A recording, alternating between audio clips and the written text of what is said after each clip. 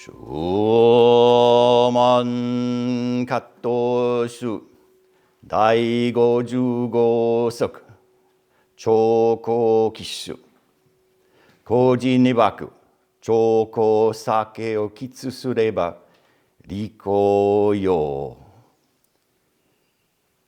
Entangling Vines, Case 55.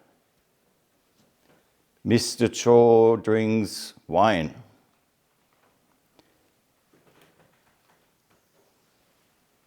A person of old said, Mr. Cho drinks wine. Mr. Ri gets drunk.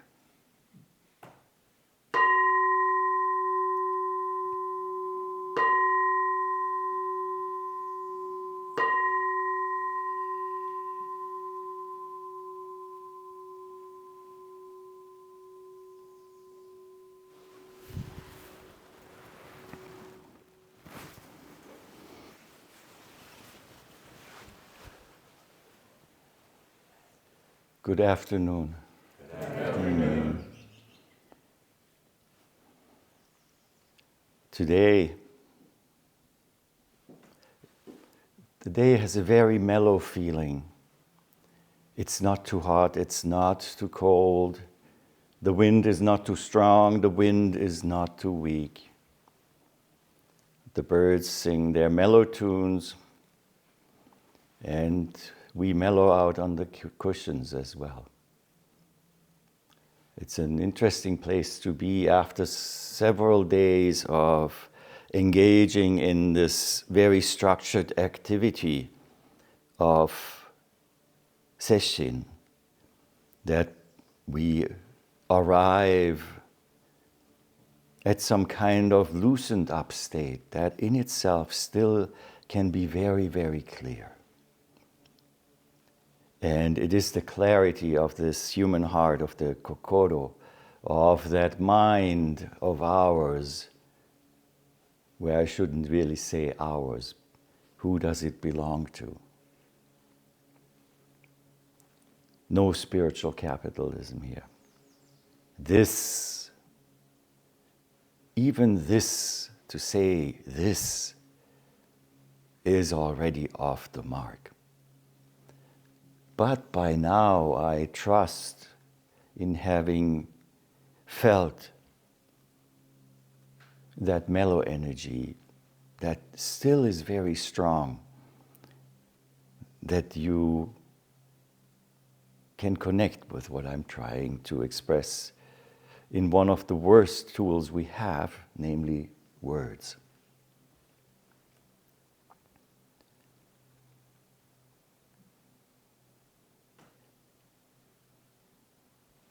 What more need we seek?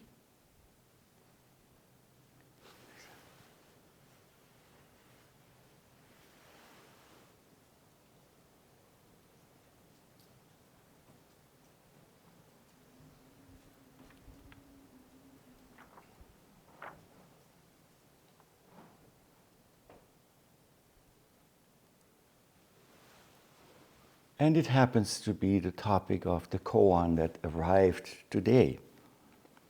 It's such an interesting thing to select a collection of koans, and the Shumon Kattoshu, Entangling Vines, is such a collection of koans.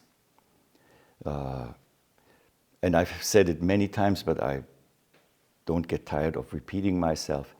This Shumon Kattoshu, Entangling Vines, is a little different than the other koan collections that we know so well.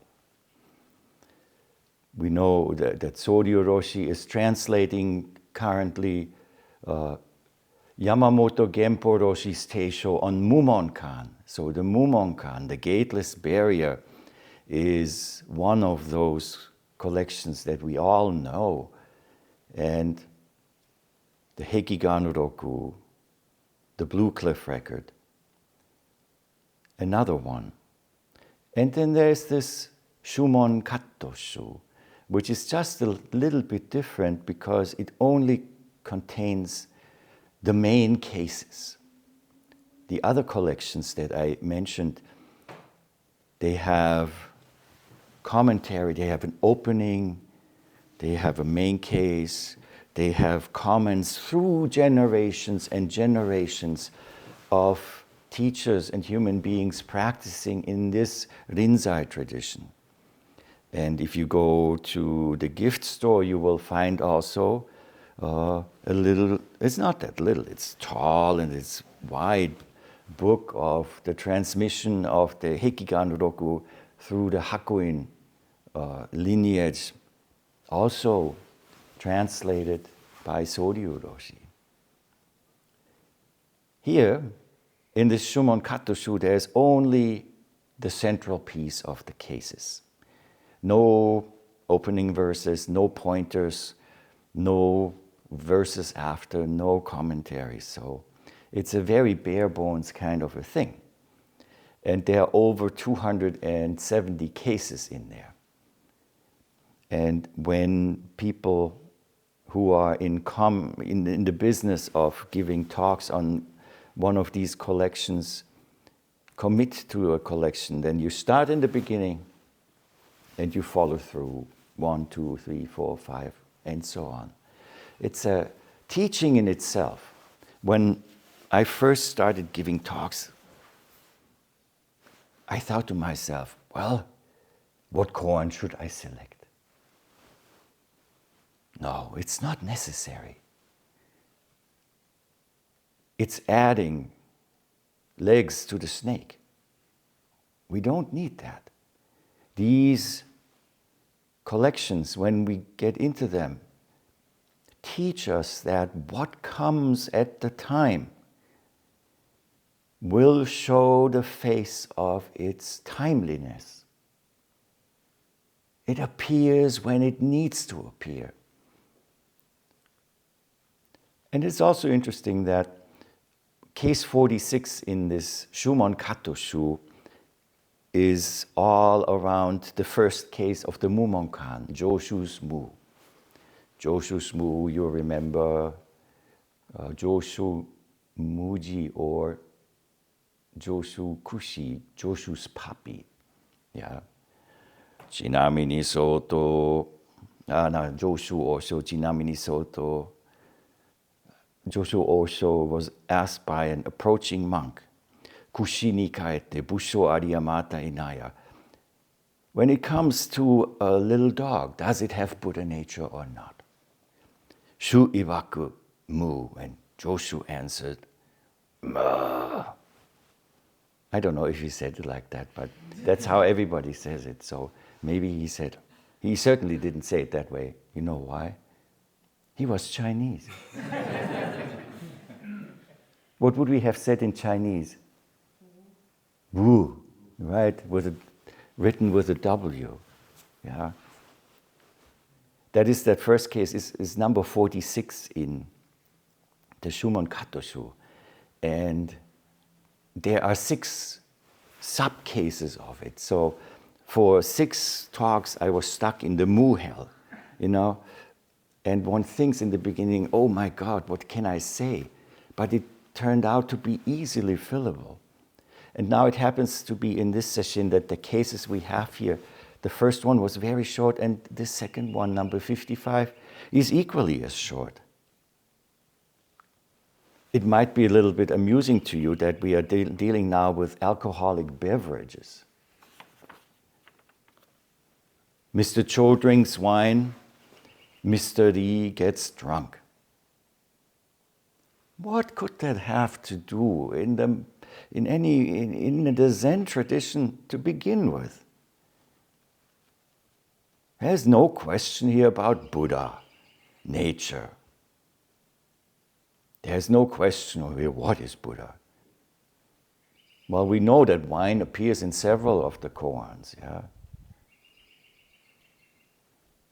But here it's just very straightforward. And if you research it, then you find out that this actually is a line from a popular song of the early Tang dynasty. It's taken from a street song. Mr. Cho drinks wine, Mr. Lee gets drunk. And then, of course, the Zen monks, as they picked it up in later times, they modified it just a little bit, so they are very various versions of this around, and one of them goes, the cow eats grass, the horse farts. Same thing. A Japanese Roshi who came to Bavaria changed it to the cow in Bavaria eats grass. The horse in Japan is satiated. Wonderful. So let's explore a little bit why this is wonderful. You might not think of it yet as being wonderful. I don't think we have to go into details who Mr. Cho was or Mr. Ri. We should actually, in light of modern times, have a female version of this. Miss Cho drinks wine. Mrs. Ri gets drunk. I don't know if we should mix the genders, because then we get into very difficult territory. We don't want to do that. Not today. So this line even we can find in very early places. Ummon Bunen Zenji. Ummon Bunen Zenji's extensive talks are recorded in a work that is called the Ummon Zenji Heiroku. And there it is quoted just like this. And from that source, this koan stems. So what is this business about drinking wine? It doesn't have to be wine. It could be eating grass. The business of getting drunk, of farting, whatever it is. If we look at it, it sounds like this is a cause and effect story. But wait a minute.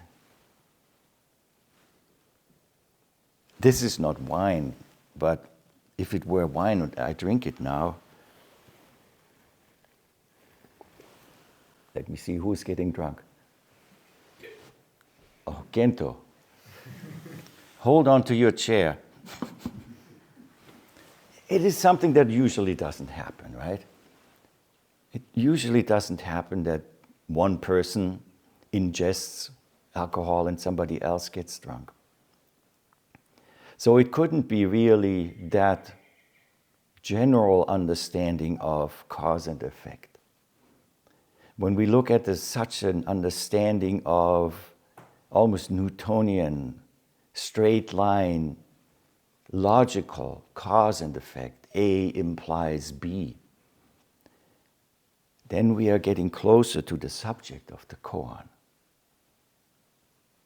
And that is, it wants to point out that we have to look very carefully at duality and at the great teaching of Shakyamuni Buddha and all the ancestors who we have, and even the Buddhas before Shakyamuni and the sages who lived for many years before.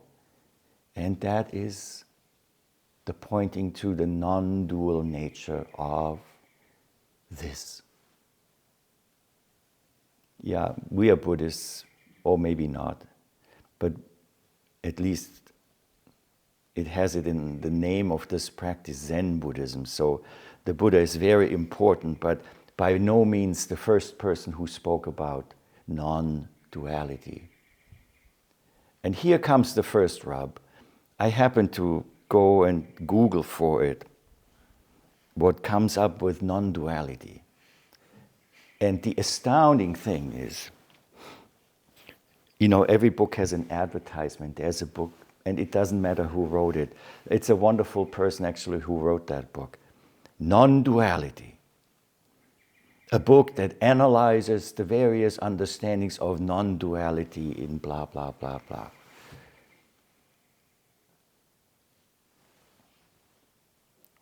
Weird, isn't it? But we need it. We need some kind of pointers to what non-duality, where it opens to us. And it is almost the same thing that we can find in Sesshin here. In order to become free and comfortable and at home with who we are and where we are and what is there at that very point,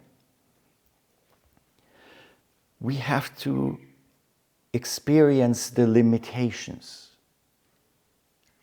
As I said to some of you, and as I said in the previous talk, these points of our schedule, of our practice, that create the friction are there to demonstrate to us where these rubbing points lie. It's the same when you go into a dark room. What do? You don't just walk straight into it. You put your hand on the walls and you feel your way around. And that is similar here, how we use words in pointing towards non-duality. We can use words to point clearly out how they don't work and how they don't capture what there is. And by having the experience of sitting zazen, of participating in this kind of a setup, or extracting ourselves and going to the lake and feeling the wind blow on our skin, or lying in the meadow, which I would not recommend because of the ticks, lying on the deck of Beecher House and looking up into the star-studded sky.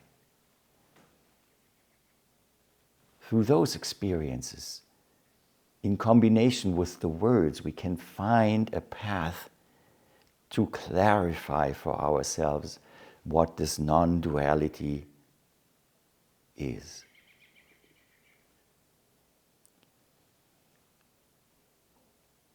Even before the Buddha, with language,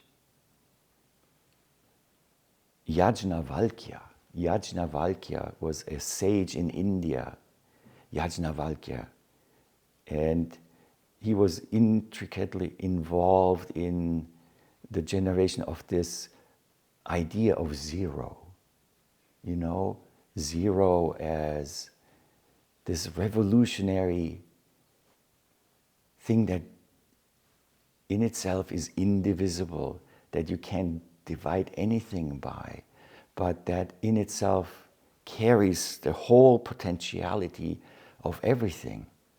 And when zero appears in this real world here, it's also a very interesting teaching because it carries with it positionality. So where it is, where its position is within, if you get paid $0.0000001, it's very different as if you get paid $1,000,000,000. So this Yajnavalkya, neti neti, he used to say, neti neti, neti, not this, not that. But it is there. And this is here too. Neti neti, not this, not that. So it is there. There is something there. We here in the Zen tradition, we like to point to the third ancestor, Sosan Kanchi Zenji, who wrote on Faith in Mind, Shinjin Mei, which in the 7-day Sesshin we read on the first day.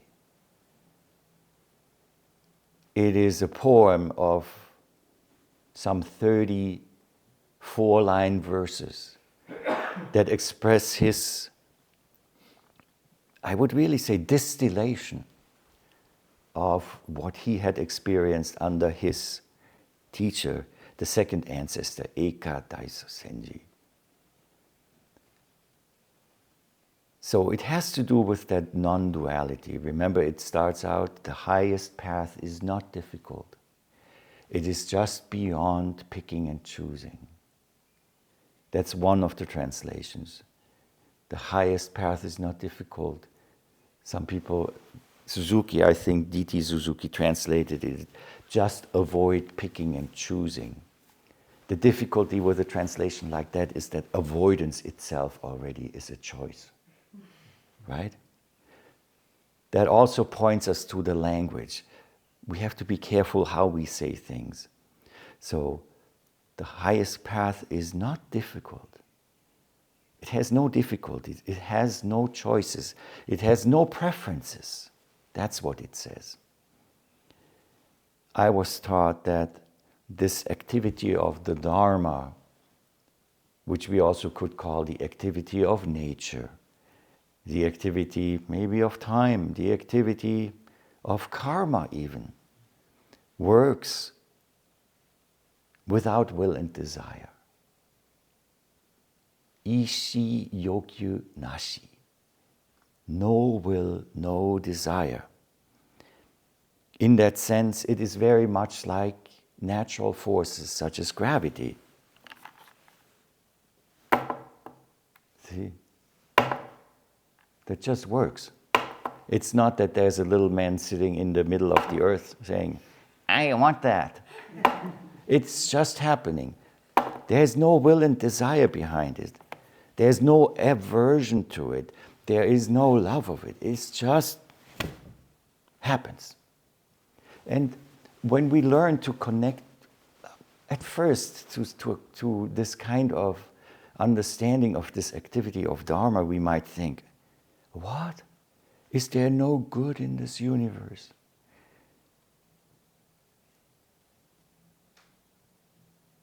But then we realize that actually it has something very, very comforting to it. Because suddenly it makes this activity not personal. Some horrible happens to you. I don't say the word right now. And you think, oh, what have I done? I am so rotten. Why does the universe punish me? In this teaching, shit just happens. It's not because we are a rotten person. Same thing, if you win the lottery, it's not because you're such a wonderful person or whatever. It just happens without will and desire. Hold on a moment. I hear somebody saying, what about karma? All the harmful karma ever committed by me since of old. Can any one of you show me their karma bank book? Is there a karma bank that keeps track of it? Some people think there is such a thing, and it is maybe a good concept that is much helpful to the development of society to have that concept that, well, if you do something that is not good for us as a whole, there will be effects. So society itself is such a bank of remembering and of seeing that cause and effect play out. But in a cosmic sense, if we combine it with the understanding of the activity of Dharma, working without will and desire, suddenly it takes on a very, very different flavor. There is no past karma. There is no future karma. There is no bad karma. There is no good karma. There are only the conditions that eternally reveal the truth itself. Right now.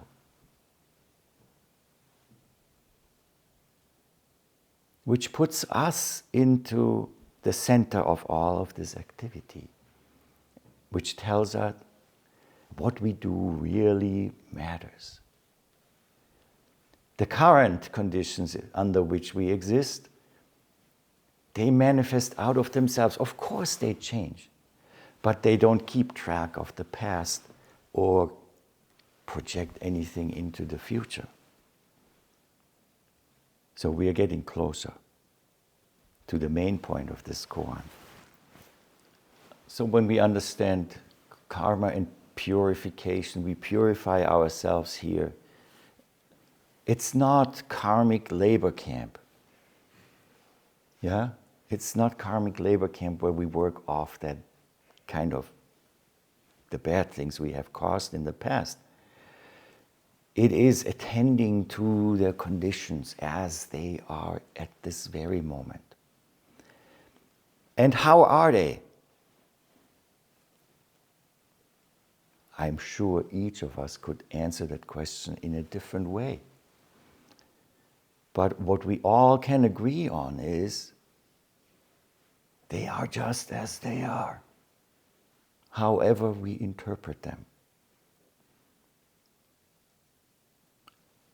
So if we are with what is, without ascribing to it any kind of descriptive notions, without superimposing any kind of concepts, without abstraction, without analysis, and we are really with it, without any distance, then we have an experience of non-duality. So Sosan Kanchi Zenji says, 1/10 of an inch's difference, and heaven and earth are set apart. If you wish to see it before your own eyes, have no fixed thoughts, either for or against it. We have all sat in Zazen, and there are these moments of clear samadhi, while everything is as it is, while the legs hurt. But then as soon as our mind goes to, that hurts, I don't want to have that pain.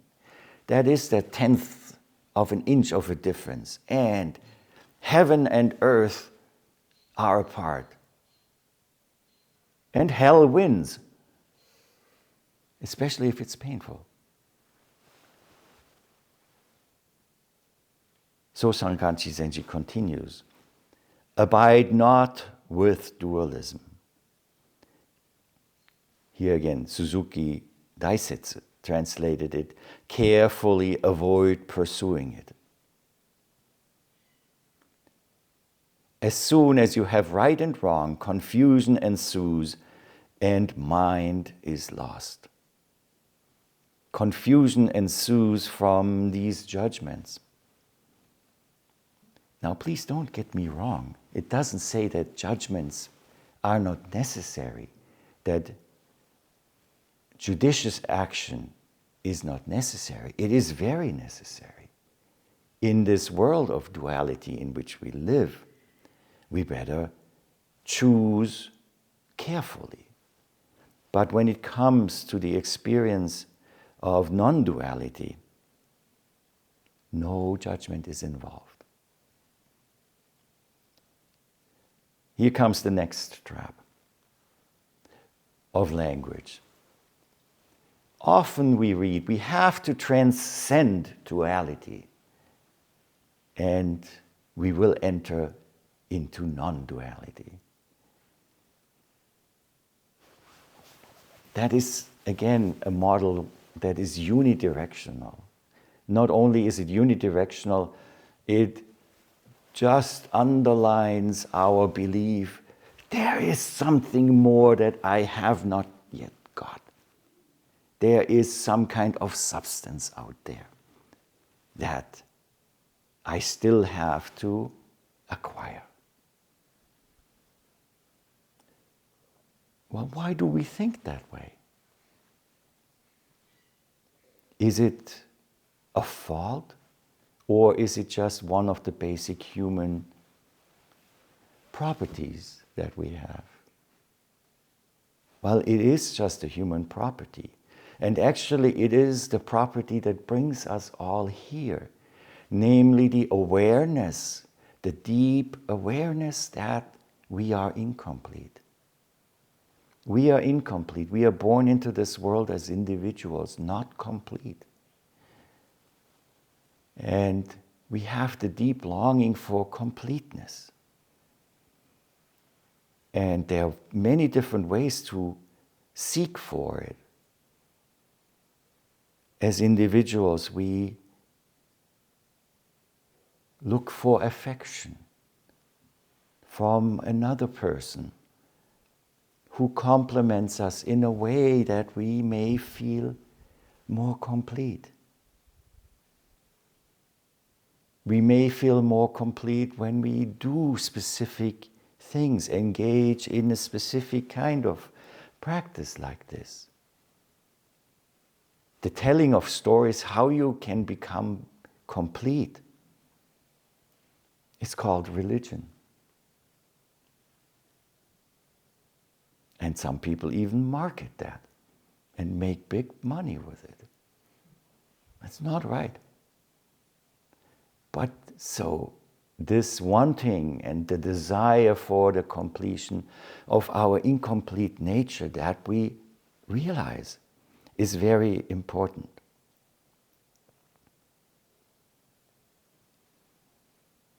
That's why we live in dualism. That's the incompleteness. Right and wrong. I'm also sure you have heard about the 3 marks of all existence that the Buddha taught about, the 3 lakshana, anicca, dukkha, and anatta. Anicca is mujo, impermanence. Everything is changing. Again, an expression of that activity of dharma. Dukkha, first translated as suffering, but a very limiting way to speak about it. Unsatisfactoriness, or the actual experience of what we just spoke about. Incompleteness. The awareness and experience of incompleteness is that dukkha. And there's anatta, muga, the non-fixated self, no inherent selfhood, no entity in any of us that is unchanging. So all of these 3 points, they point again to that non-duality.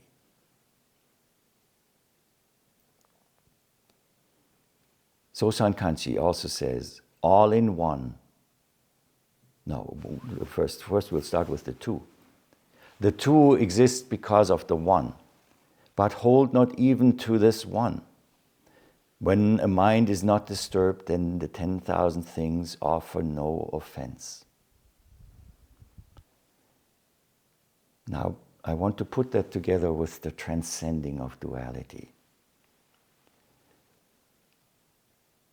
The idea, here's duality and we have to go beyond it, is an idea that can be a hindrance. So let us look at it from the point of view that the underlying truth is in itself non-dual. That's where we start. That is the ground we stand on. Same thing with consciousness and self-consciousness. There is no higher consciousness. If there is anything, there is a more fundamental consciousness that is out of which self-consciousness and self arises. Remember the picture that Hakuin Zenji gives us about the person standing in the water, crying out in thirst so imploringly. That's our mind that's crying, please let it rain, there must be rain somewhere. But the water is the very foundation in which we are. So we do not have to go and look for non-duality. Seeing is non-duality. When the seer comes into existence, it's cut into 2. Hearing is non-duality. When the hearer comes into existence, cut into two. That's how it is.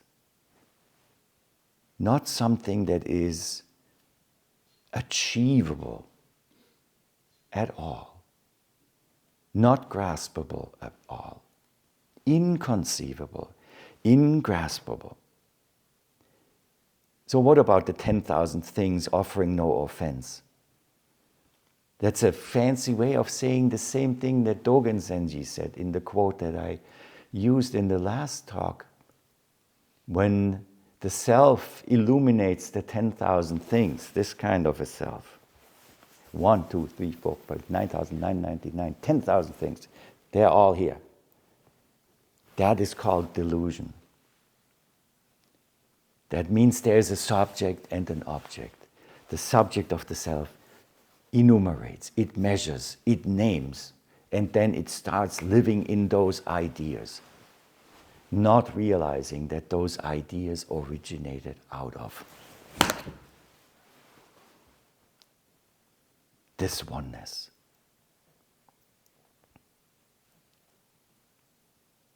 Now, how does it relate to our practice?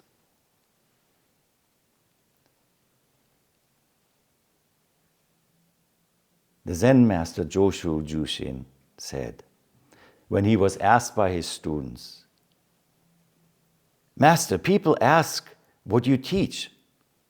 What should we answer?" Joshu said, "When cold, cold. When hot, hot." Are you catching on?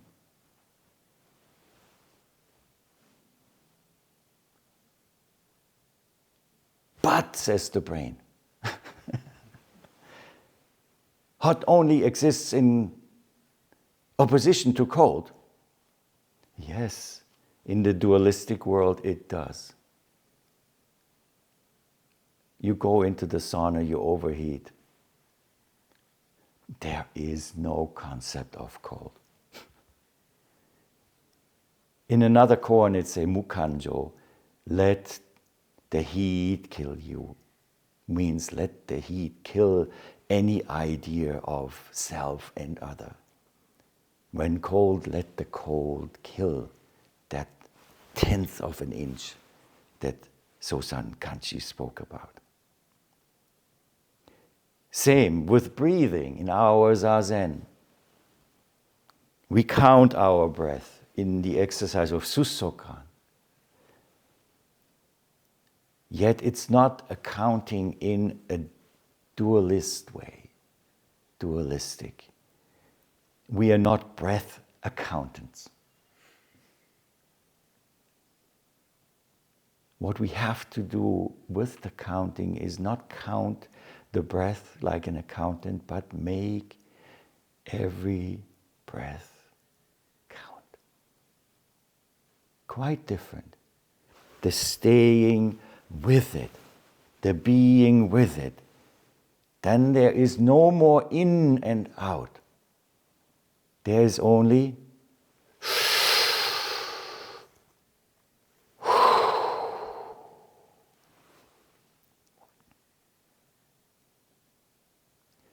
let's all go into that non-dual space together.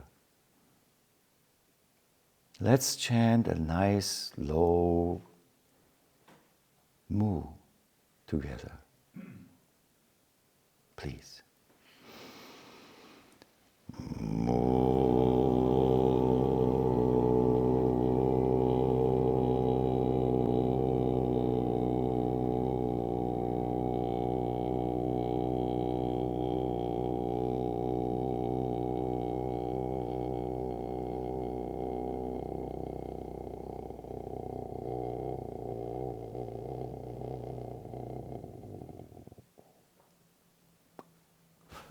The 1/10 of an inch appears.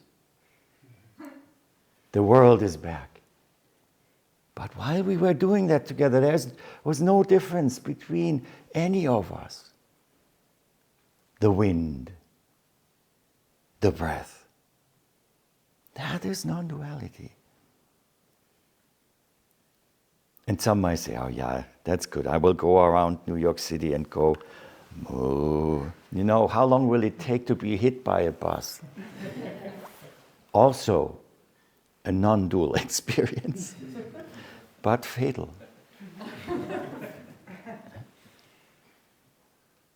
This is just one way of pointing it out.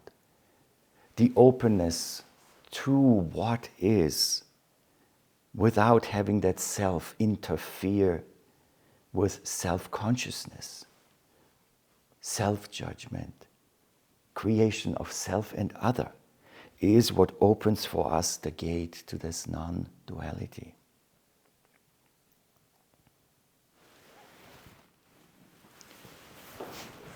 But what we can bring with us is what we just did.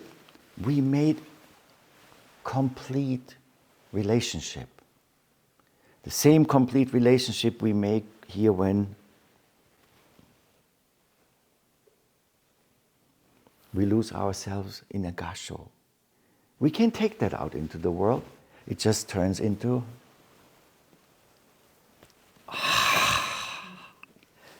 it's so good to meet you. That's one way. This koan saying that there's no difference between Mr. Cho drinking wine and Mr. Lee getting drunk is a fancy way of speaking about this non-duality. But it actually also applies to this world, to this dual world in which we live. Because what we do matters. In the dualistic world, there is dualistic karma. There is cause and effect. There is the activity of engi, of pratitya samutpada, the dependent origination. The billiard balls, the pool balls that shoot around and run into each other. There is cause effect and effect. So we have to be careful in the human world what causes we set, even if we could think it doesn't matter because non-dualism, the universe doesn't care anyway, everything is non-dual, so who cares? That's our job, to care. It's our job to care in this world where we have a choice between caring and who cares? When we start to care in this world, we also open another gate into this non-dual action. We learn to make that relationship and we become clear, even within the duality, that underlying everything is just non-dual. No, one mention I want to make about clarity and seeing clearly. This practice clarifies a lot of things. When I was much younger, I started to learn the piano and I continued to play the wrong notes here and there. And it wasn't clear why. My fingers were fine. But then it turned out somebody said, maybe he doesn't see so well. And so they sent me to the eye doctor. And I went to the eye doctor and the guy said, well, I'm surprised that you can read music at all. And so I got glasses. I went and I picked up my glasses. I put them on. And I looked around. I saw, wow, everything's so clear. And I walked home and looked at what was familiar with this really new clarity. And I walked into a pole.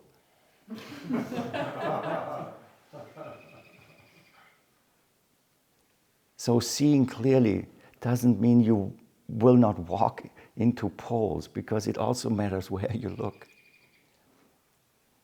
And it was a pole of a traffic sign.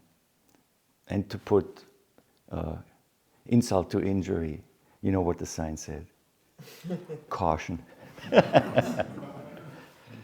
So it is. So clarity is very important.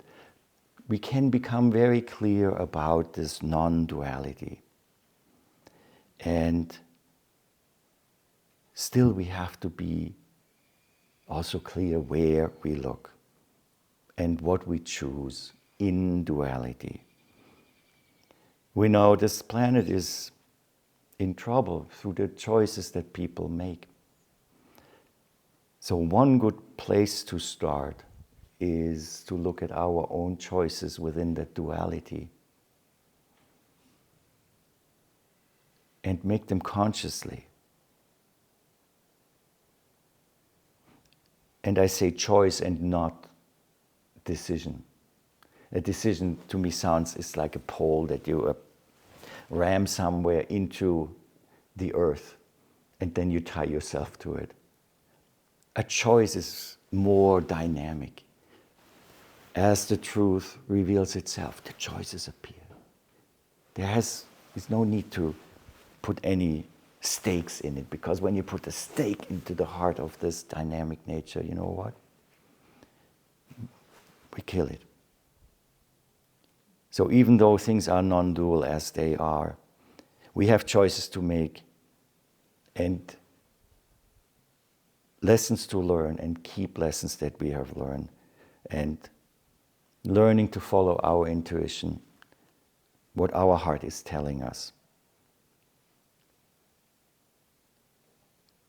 And make the changes in the non-duality also right here and now, as the perfect place, as the perfect time, as the perfect teaching, as the perfect teacher, as the perfect student. And when all of that comes together, then we do it again, and again, and again, and again. The path of the Buddha is without end. I vow. What do we vow? That's in the first one. The path of the Buddha is, and we will follow it. And more than that, we will realize that we are it. So, as I said in the opening words to this Nyogen Senzaki Sesshin, develop a firm connection to the ground. Tread lightly, and non-duality will be revealing itself to you as the highest path, beyond any difficulty, beyond any picking and choosing.